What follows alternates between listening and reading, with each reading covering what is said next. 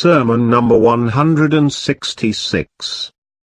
Observing courtesy and kindness, and keeping in and out of the same.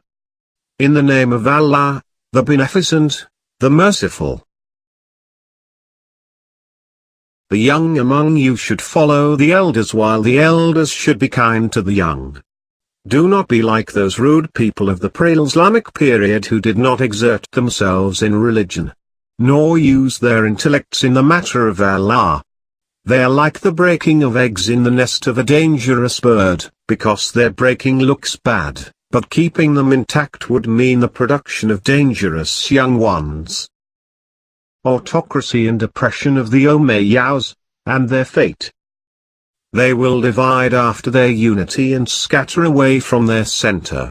Some of them will stick to the branches, and bending down as the branches bend, until Allah, the Sublime, will collect them together for the day that will be worst for the Umayyads, just as the scattered bits of clouds collect together in the autumn. Allah will create affection among them. Then He will make them into a strong mass like the mass of clouds. Then He will open doors for them to flow out from their starting place like the flood of the two gardens of Saba, from which neither high rocks remained safe nor small hillocks, and its flow could be repulsed, neither by strong mountains nor by high lands.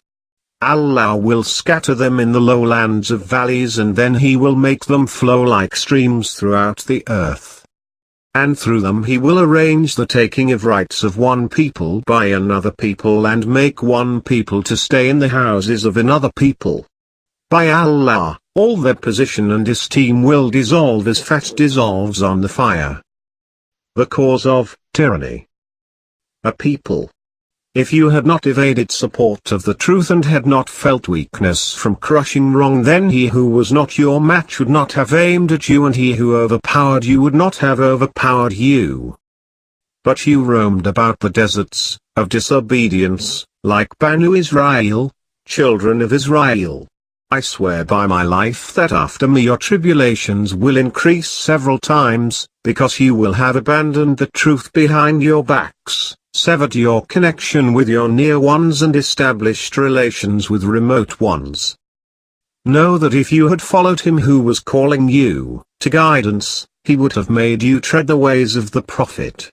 Then you would have been spared the difficulties of misguidance, and you would have thrown away the crushing burden from your necks.